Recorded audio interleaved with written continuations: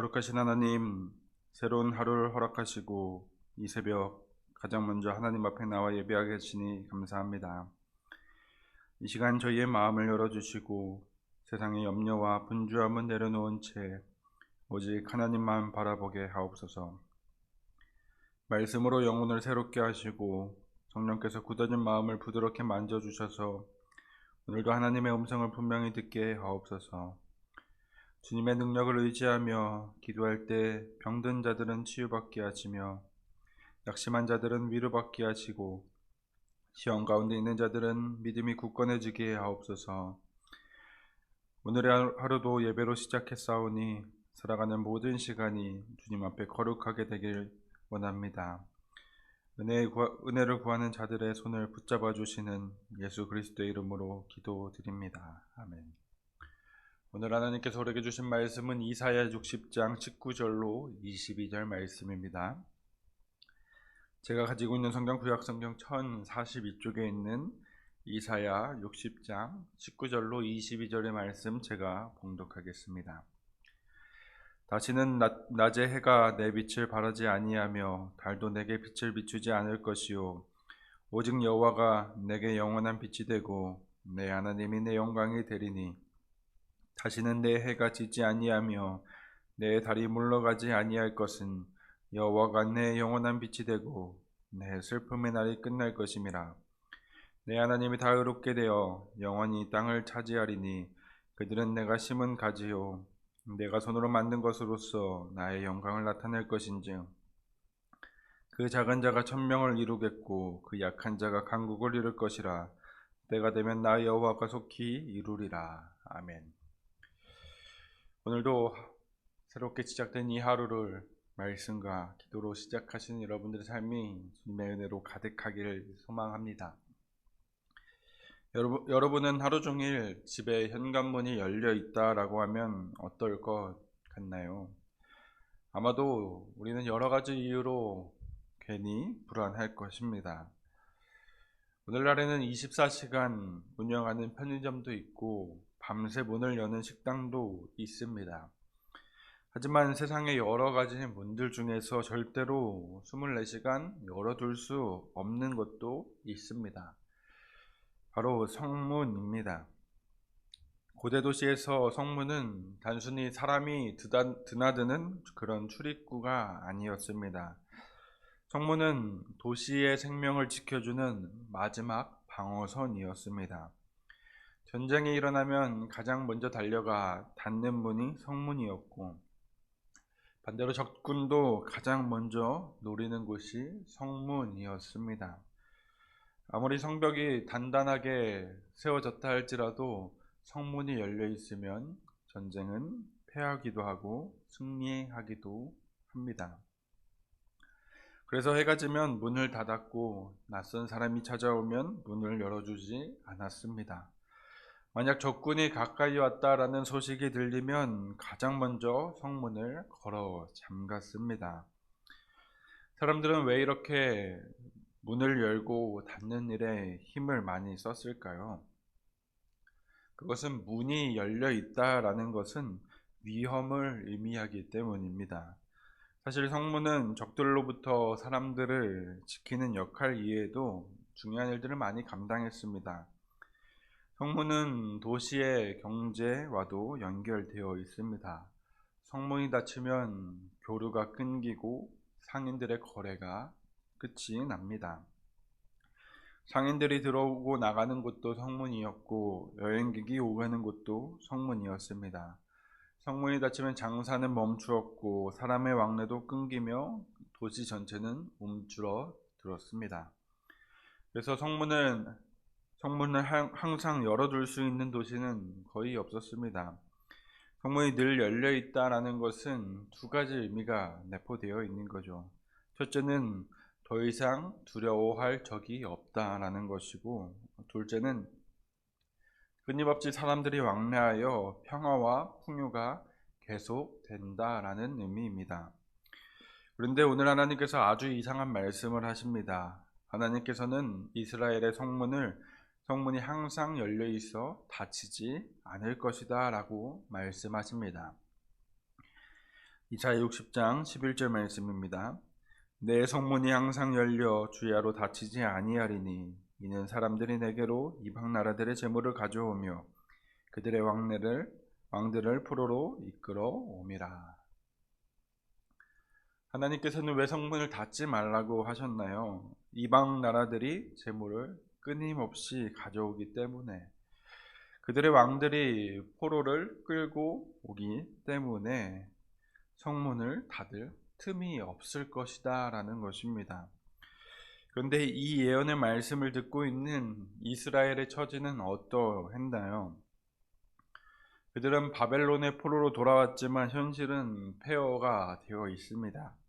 성전과 성벽은 모두 무너져 있었고 주변의 민족들의 위협은 여전히 계속되었습니다.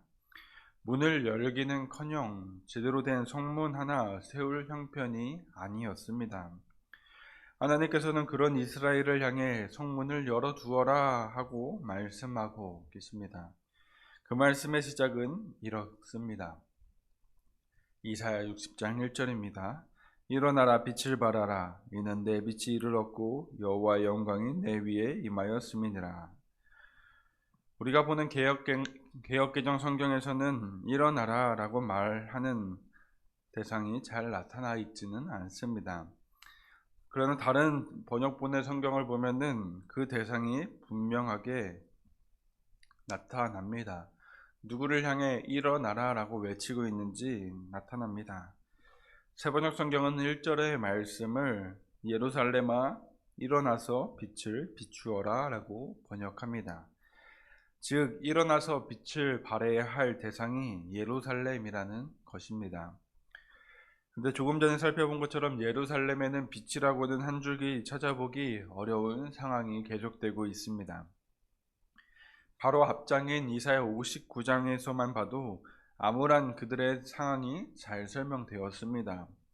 우리는 맹인같이 담을 더듬으며 눈 없는 자같이 두루 더듬으며 낮에도 황혼때같이 넘어지니 라고 하며 죽은 사람들과 같은 처지에 있던 자들이 바로 자신들이다 라고 고백합니다. 한 줄기의 빛을 보지 못한 채 살아가고 있기에 맹인처럼 눈 없는 자처럼 그저 담을 더듬으며 걸어가고 있습니다. 그런데 하나님께서는 이런 어둠 가운데 있는 예루살렘에게 일어나서 빛을 발하라 라고 말씀하시면서 하나님의 영광이 그들에게 임하였다라고 선언합니다. 이거는 낙심과 좌절 중에 있는 자들에게 건네는 위로의 말이 아닙니다. 하나님께서는 그들이 빛을 발할 수 있다라고 하고 계신 것입니다. 그리고 그것이 가능한 이유도 설명하십니다. 이는 내 빛이 이르렀고, 새번역 성경의 표현으로는 구원의 빛이 너에게 비추었다라고 비추었기 때문에 그들이 빛을 비출 수 있다라고 말을 합니다. 이 말씀은 예루살렘이 빛을 가지고 있기 때문에 빛을 발할 수 있다라는 것이 아니라 하나님의 영광의 빛이 그들에게 비추었기 때문에 그것이 가능하다라고 하는 말입니다. 그들이 비추어야 하는 빛은 스스로의 빛이 아니라 하나님의 빛인 것입니다. 2절과 3절은 하나님의 빛이 예루살렘에 비추었고 예루살렘이 그 빛을 세상에 발할 때 일어나는 일들을 설명합니다. 빛이 비추어지기 전에는 어둠과 캄캄함이 세상을 가득 덮었지만 하나님의 영광이 임하자 상황은 바뀝니다. 이방 나라들과 그들의 왕들은 그 빛을 보고 예루살렘을 향해 나아옵니다. 이스라엘의 군사력을 보고 오는 것도 아니고 그들의 금은 보화를 보고 오는 것도 아닙니다. 그들은 하나님께서 예루살렘에 비추신 그 빛을 보고 오고 있습니다. 이러한 열방의 기한은 이스라엘의 포로 기한을 넘어섭니다. 그들이 눈을 들어 보니 열방이 돌아올 때 이스라엘 자손들이 함께 오고 있습니다. 이사야 선지자는 이러한 감격스러운 때에 그들의 얼굴에는 기쁨이 넘칠 것이고 가슴은 설레고 기쁨에 벅차 터질 듯 하다라고 말합니다.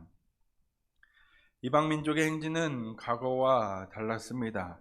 이전에는 그들을 노략하고 침략하기 위해서 왔다면 이번에는 그들의 손에 재물이 들린 채 오고 있습니다.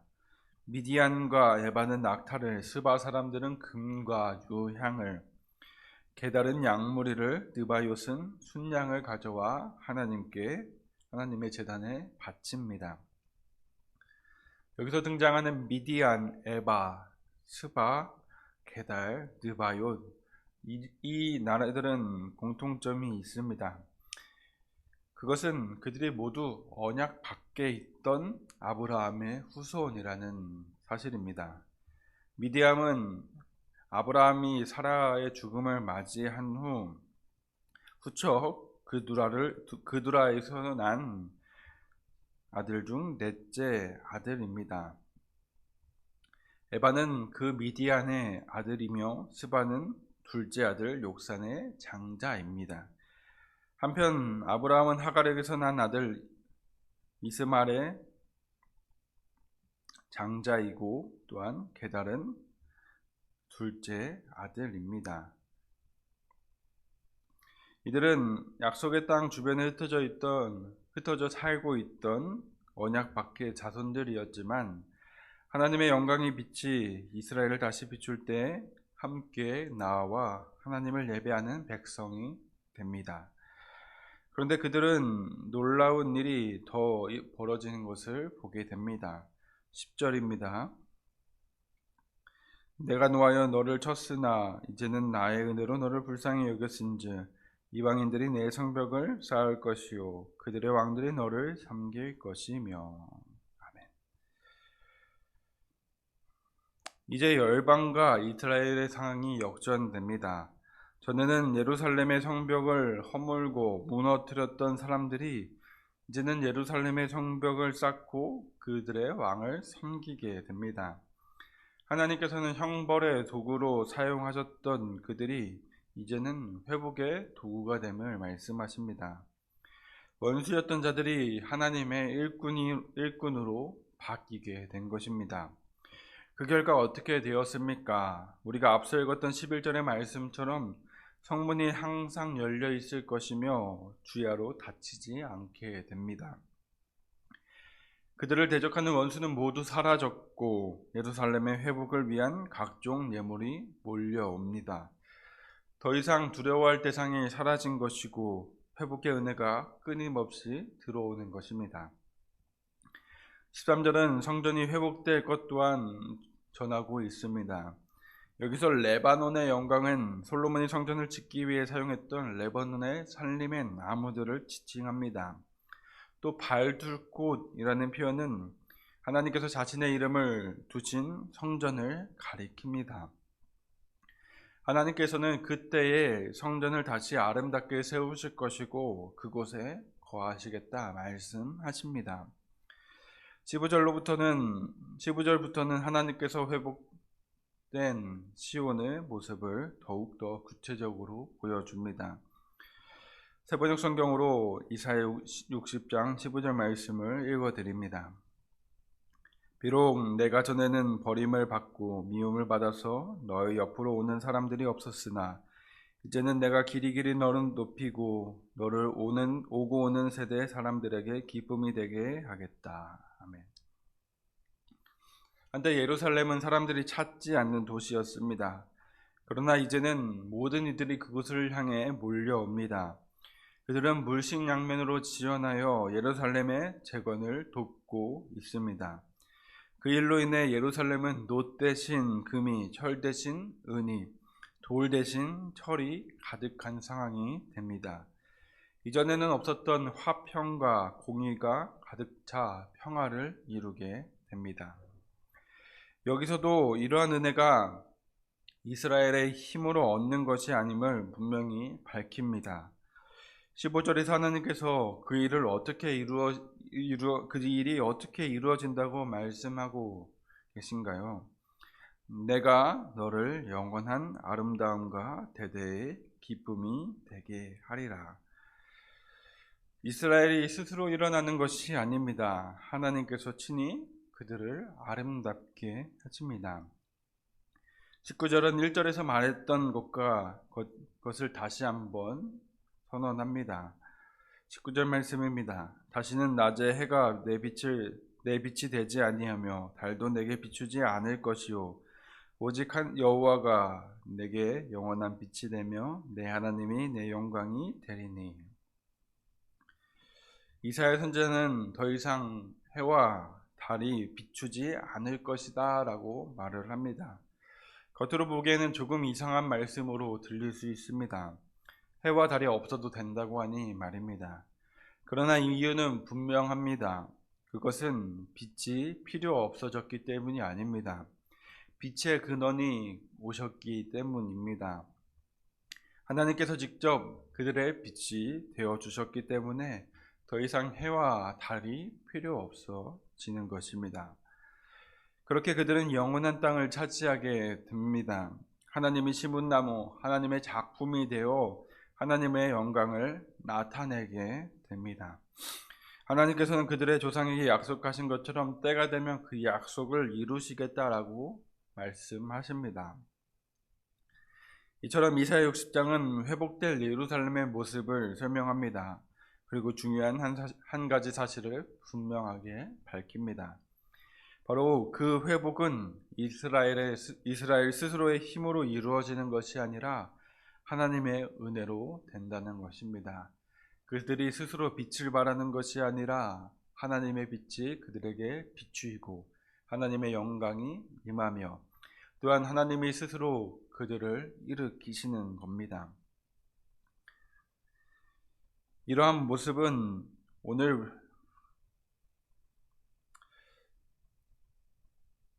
예전 사람들은 달을 보면 달이 스스로 빛을 낸다라고 생각했습니다. 밤하늘을 환하게 비추고 있으니 당연히 그렇게 생각했을 것 같습니다. 하지만 지금 우리는 달이 스스로 빛을 내지 못한다는 것을 알고 있습니다. 달은 그저 태양의 빛을 받아 반사할 뿐입니다. 달이 우리의 눈에 빛나게 보이는 것은 그가 빛을 많이 품고 있어서가 아니라 태양의 빛이 달에게 비추어졌기 때문입니다. 이러한 모습이 바로 오늘의 본문의 모습과 참 닮아 있습니다. 이스라엘도 스스로 빛난 것이 아닙니다. 하나님께서 이스라엘의 자신의 빛을 비추셨기 때문에 이스라엘이 빛을 발할 수 있는 것입니다. 우리도 마찬가지입니다. 우리가 밝은 빛을 내어서가 아니라 하나님께서 우리를 은혜의 빛을 비추어 주셨기 때문에 우리가 빛나는 것입니다. 그래서 하나님은 우리를 향해 빛을 만들어라 라고 말씀하시지 않습니다. 빛을 발하라 라고 말씀하십니다. 이미 하나님께서 비추고 계시기 때문입니다. 흩어진 백성도 하나님께서 모으셨고 이방 나라도 하나님께서 움직이셨습니다. 심판의 도구도 하나님께서 회복의 도구로 바꾸셨습니다. 그들이 빛을 발할 수 있도록 하나님께서 먼저 빛을 비추셨습니다. 처음부터 끝까지 하나님께서 하신 것입니다. 바로 이것이 우리가 기억해야 할 하나님의 은혜입니다. 우리도 예루살렘처럼 회복을 원합니다. 연약해진 육체도, 지친 마음도, 무너진 가정도, 무너진 신앙도 회복되기를 원합니다. 그래서 우리는 계속 스스로의 힘으로 회복을 이루려고 노력할 때가 참 많습니다. 더 열심히 살면, 더 열심히 노력하면 회복될 것이라고 생각합니다. 그러나 말씀이 말하는 순서는 다릅니다. 먼저 하나님이 우리에게 빛을 비추어 주십니다.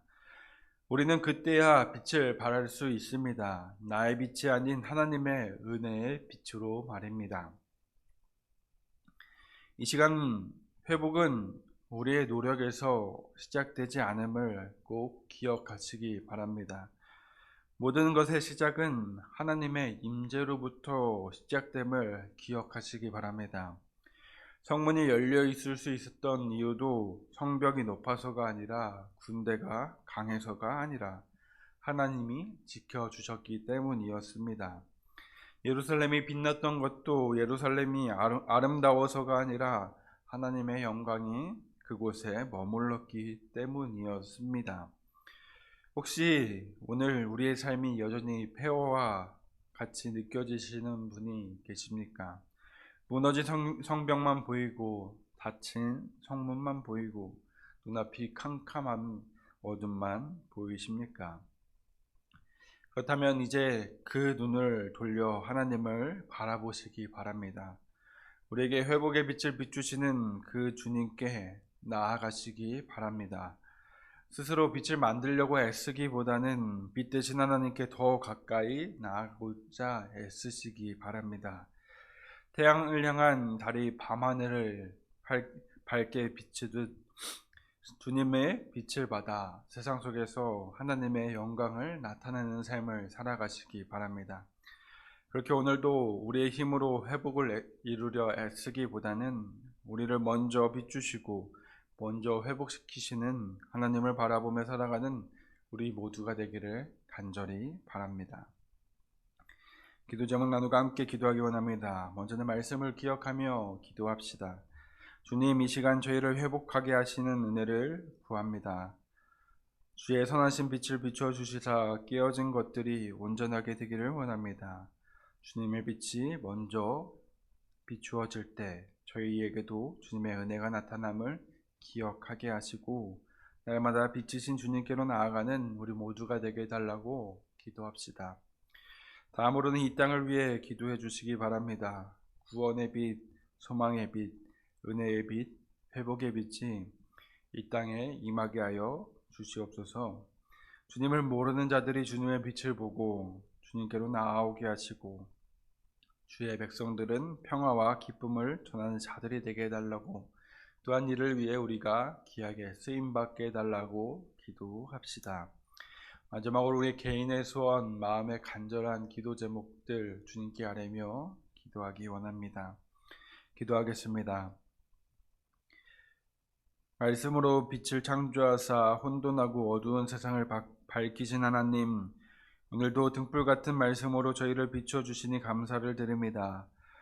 전능하신 주님, 그 주님께서 저희와 함께 하심에도 불구하고 눈앞의 문제로 인해 근심하며 걱정하는 저희의 모습을 고백합니다. 무너진 삶을 보며 우리 힘으로 다시 일어서려고 했고 더 열심히 노력하면 회복될 것이라고 생각했던 저희를 불쌍히 여겨 주옵소서. 이제는 저희의 시선을 주님께로 돌려 빛 대신 주님을 바라보게 하옵소서. 지금도 저희를 향해 비추고 계신 은혜의 빛을 힘입어 세상을 향해 나아가게 하시고 그 빛을 세상을 향해 발하여 주님의 영광이 세상에 가득 드러나게 하옵소서.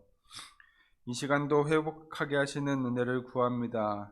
영과 혼과 유, 가정과 일터, 그리고 자녀와의 관계 가운데 깨어진 것들이 있다면 회복시켜 주옵소서. 그렇게 오늘 하루도 스스로 빛을 만들어내려고 애쓰기보다 빛 대신 주님께 가까이 나아가게 하시고 주님께 받은 은혜를 세상 가운데 비추며 살아가는 삶이 되게 하여 주옵소서. 구원의 빛을 비추시는 예수 그리스도의 이름으로 기도드립니다. 아멘.